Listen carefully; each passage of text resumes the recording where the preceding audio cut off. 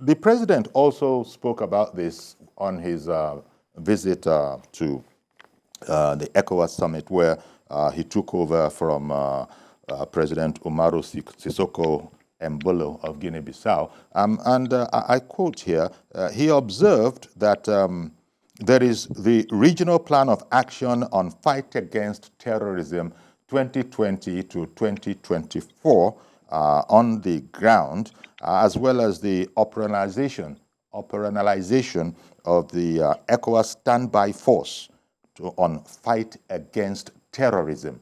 That was observed by our president. Now, he had said that he's going to ensure that we immediately harmonize these plans and mobilize resources, as well as the political will, which I think is important, as well as the political will towards the actualization of those initiatives. Kayode, can you hear me? Okay. Meanwhile, we have a caller from the UK, calling in from the UK. Good morning to you. Tony in the UK, good morning. Yes, Senator, I do listen to your program and I do enjoy some. I'm getting out of what you're discussing now, just to reflect, flashback. Everybody has felt the crunch of the politicians and how the government is doing. Referring back now, everybody has, even the market women or the people in the kitchen, they've all seen the economic crunch of the country. Now everybody has realized what is going on. Now, I'm trying to say, the Kano's agitation has come to a reality. Everybody has known what he was agitating for. What is stopping you people from talking about him and how to release him? Oh, okay. Tony in the UK. Okay, no wonder you said you want to sort of do a flashback out of the subject matter that we're discussing. Indeed, the question you ask is a germane one, but it doesn't fit into our conversation this morning, Tony. So I don't know if you will indulge us when we can come up with that conversation.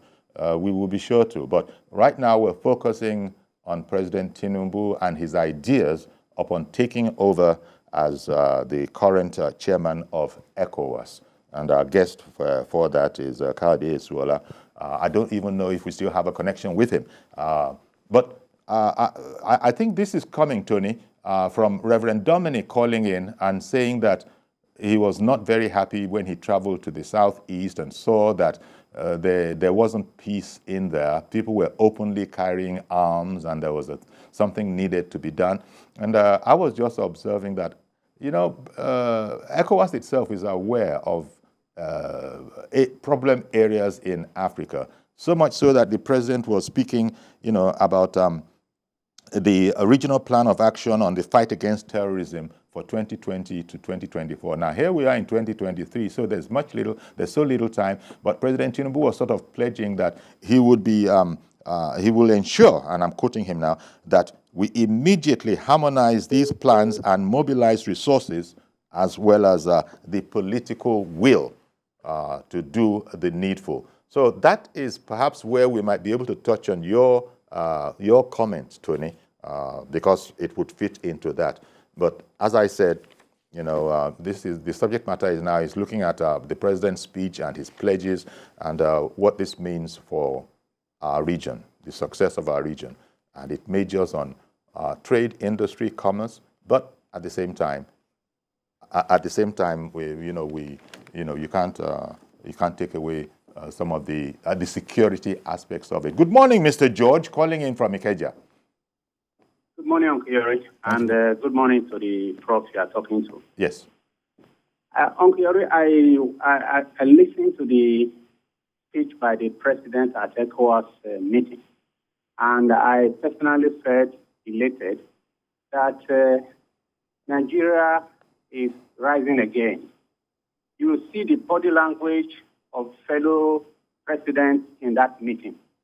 and you can see that it is different from the way they were looking at Nigeria and Nigeria's president in the past. And that is how it should be. Over the years, we have been spending our resources on our African country neighbors. And it's not acknowledged in my own view. We spend our military, our money, and resources to ensure security and well-being in their countries. And all we get is insults. I have often traveled along the West Coast by road. Uncle Yori, you'll be surprised the way even in Benin here, in Togo, in Accra, in Cote d'Ivoire border, how they humiliate Nigerians. You'll be wondering why. Other nationals will pass through the borders without anything. They will see Nigerians, keep them aside. They will make sure they extort money from them and humiliate them before they eventually pass. Sometimes the women are openly disgraced. I have seen these things there. I don't think the government of Nigeria is briefed about these things. But now that a Nigerian president is the head of Ecowas, I think it's about time we reclaim dignity among our African neighbors. We cannot be spending money and resources on them, and yet they insult us, they do whatever they like, they disregard us. It can't happen again. So it's not only about coup for Mr. President. He should I'm happy with the kind of advisors he's getting. He's going to get real information on how to handle these things, because it is only when he is informed that he can actually take some decisions. Then, again, if you will allow me, yes, the situation, there is no precedent.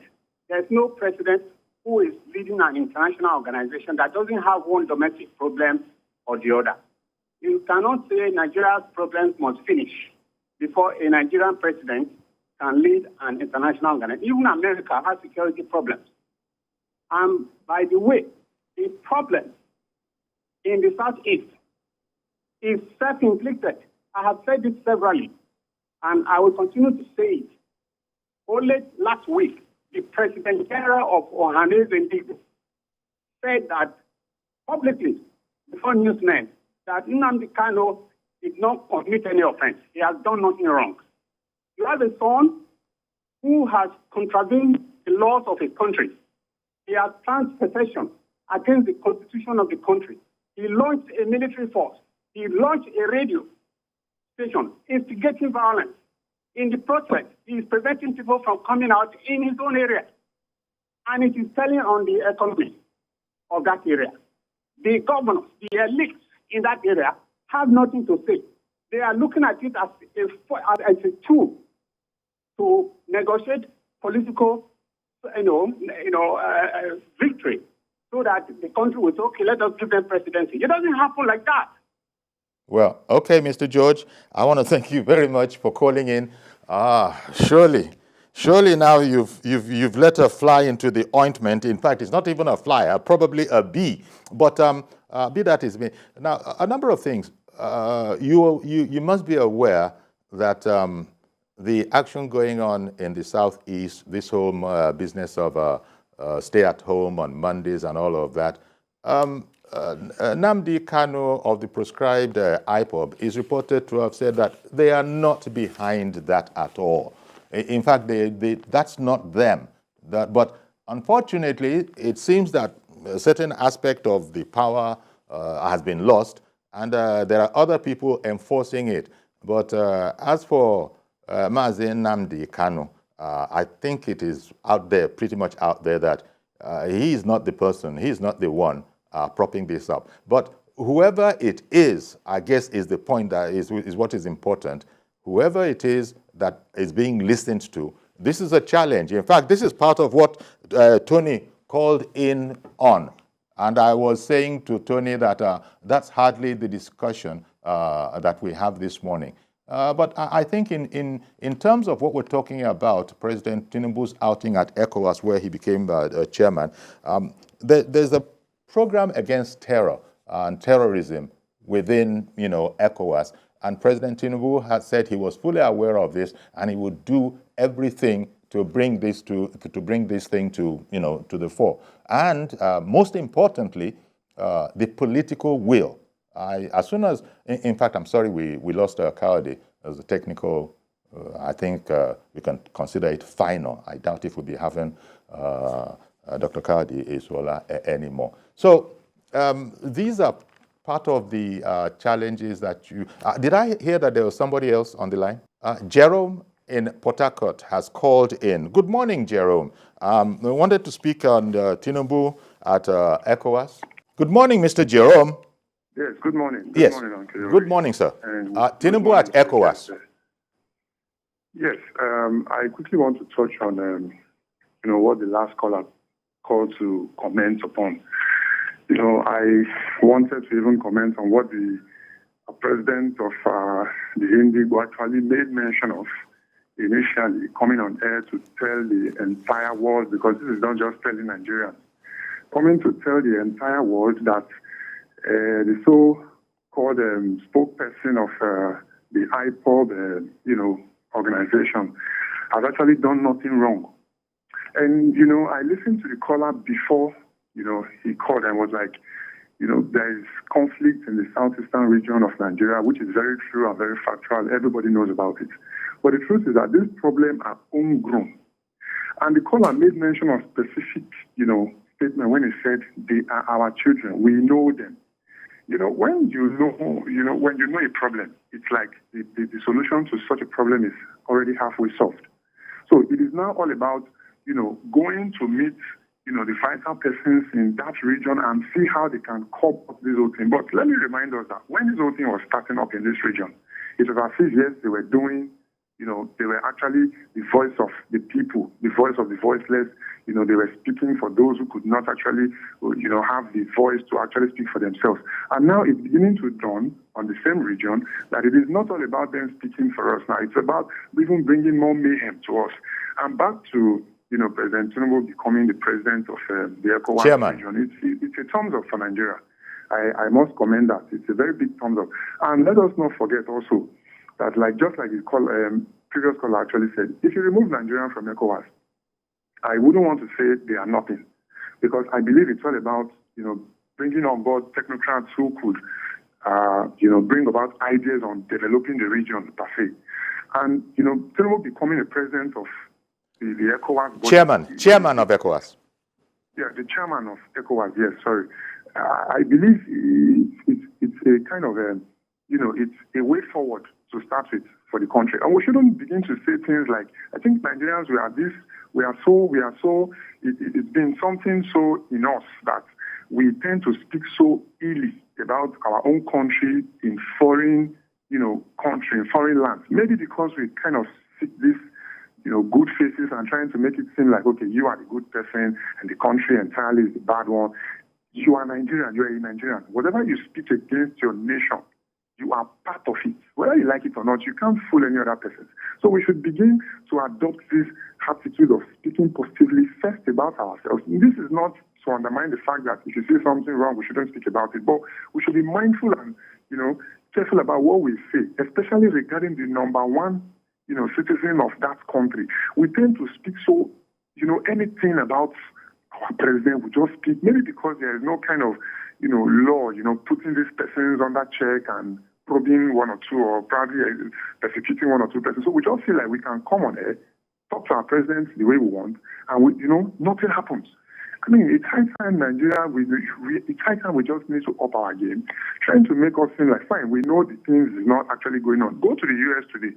They have their own internal, issues, security challenges. They have it. Mention any country in the world today. They have. It's China, Russia, they have their own internal issues. So it shouldn't be like Nigeria having internal issues. It's just like, it's unheard of. No country has anything of that nature. We do, everybody do have. So it's all about bringing on board this, persons on how to see how we can develop ourselves. Bringing on board these good names within ourselves. The problem we are facing now in foreign countries, the last call I mentioned, Benin here, but on just last week here, but I even went there, the way they even no regard for your passport. And you begin to ask yourself, could this be the president also the problem of this issue? No, but you see Nigerians out there, they keep on telling us these things that are not even what we want to hear. You see Nigerians telling people, our politician, our president is a very, I wouldn't want to use some kind of language here now because I know, people are listening. But we know these things. So we shouldn't bring in every problem and put it on the heads of the president. No, we have subordinates who are there, which are the government, the local government chairman, the councillors or what have you. They are there also. Let them, sit together, brainstorm themselves and see how they can, arrest this issue to an extent before now the president can now come in to say, okay, I think we should now put the finishing touches to this from this angle, based on what he has saying that they've done so far to cover the same problem. Thank you, Auntie. Thank you very much for calling in. Really appreciate your call. And, I suppose at the end of the day, the way our people are looking at it is that governance that you're talking about, it tends to be local. So, they say all politics is local. Well, there's a sense in which governance is that way as well. Because people, even in spite of the subject matter, it started off when the gentleman called in and said he wanted to go outside of that sort of, being polite, taking the excuse that he wanted to go out of that, and then brought up this whole matter, which I thought we probably wouldn't address. But I don't think it is out of the parameters of what Tinubu said when he was at the Ecowas meeting. He was speaking about the political will. Just as you've just finished saying, sincerity of purpose is another aspect. It is often said that we all know the truth, but, we're not going to speak the truth because it's not convenient to do so. I don't know that anybody is going to admit as much, but that's the general impression people get. Well, Tinubu was talking about the political will that to do the needful, that he would strive. He said, and I'm quoting directly his words, "I will ensure that we immediately harmonize all the plans that they have in ECOWAS to mobilize resources against all this kind of criminality to our sub-region." And very importantly, I noticed that he said he also would be spearheading the political will towards the actualization of those initiatives. So I imagine political will to do the right thing. They might not be the same, it might not be the same kettle of fish, but that was said of the whole Boko Haram challenge as well, that we are still looking for the political will with which to do the needful. Mazi Okorafor, good morning to you, sir. Thank you for holding on. Good morning, sir. Good morning, I guess. Mazi Okorafor from what you are supposed to do, congratulations to our president for being the chairman of ECOWAS. In Mali, Eritrea and Ethiopia, Burkina Faso and other African countries, we have seen even the Sudan we are talking about. If care is not taken, Sudan is going to have three Sudan: South Sudan, Sudan North, and Sudan, which is not healthy. So there is need for African leaders to find a solution that this coup will not coming up every day. That is to say, African leaders, when you enter the office, do the needful. Because I can't imagine what is happening in Sudan. See the type of fighting in Sudan since Saturday, Sunday. Terrible. Patriotism is too much in that state. Now, you ask yourself, what are the military? What came to the type of Ecowas we had before? Can they come on board at least to solve this problem? So I will tell the president that they should. And even the trade we are talking about, is look at the trade system. That today, paper is telling us that Nigerian oil are being smuggled to neighboring African countries. Is it not on the Ecowas? What is the essence of this free trade, which the government should start, the Ecowas president should start to make it, let it balance. Anything we are doing there, you can move to any African country and go there, do your business and come back. With this security, they say they will prepare for us. Where is it? So let the president do the needful. Make sure all these things work. Free trade, let it be done. And cool. It's not healthy. Mali is gone. Gambia, yes. And Eritrea and Ethiopia, honestly speaking, it's not healthy. Good morning. Good morning, Mazi Okorafor. Thank you very much. Just as President Tinubu was saying, we have to stand firm, paraphrasing his words now, we have to stand firm on democracy. And he particularly frowned at the whole idea about, look, we raise these armies, we fund these armies, we do everything for them to be called army. And so it was most unacceptable for them to then for soldiers to turn their guns on the civilian authority. So he was like emphasizing and re-emphasizing that democracy is the only way, and good governance, as Dr. Kayode Esuola, who was with us at the earlier in the program, first half of the program, since then, no fault of his, but technical issues, he has sort of cut away. So it goes there. Let me take our last caller this morning. Mr. Ilyasu in Kaduna. Good morning to you, sir. Good morning, Mr. Yori. Please go ahead. How is your work over there? Thank you very much. Thank you. You're welcome. I'll first commend Mr. President being the chairman Ecowas of Chairman Ecowas, and at the same time, I want to. Hello. Yes, we can hear you. Hello? I can hear you. Okay.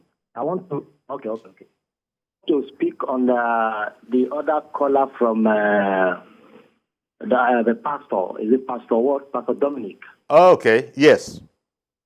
Yeah, Pastor Dominic. Who complained about the state of affairs in the southeast? Our southeast. Have they forgotten what is happening in the north here? When we are complaining, people there are thinking whether we are just forming. Do you understand? Now, when it comes to their place now, all of them are complaining now. We know what we are facing here in the north. It wasn't easy. You don't sleep in the north. And that's why you find out that we are crying seriously. Government should come to our aid and see what they can do and put away this insecurity of a thing in the north. I don't know. Now, you said you are in the village. You saw what is happening. When he was in the city, he's not seeing what is happening here. He's not knowing what is happening there. It's when he went to the village, that is now he believes that it's happening. And he made mention of something that they knew those boys. If you know your problem, the problem is solved. Do you understand? If you have a problem and you are able to discover the panacea, you are solved. Problem is solved. So he's complaining about, he said he know them, they know those boys. Let them go and pick them out. All right. Pick them out. All right. Okay. Pick them out so that the government can deal with them. Okay.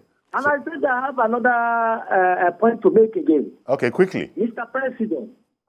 President, he talk about political will in the Ecuador. Political will cannot work without the people around you. The people around you have a parochial and impragmatic political will.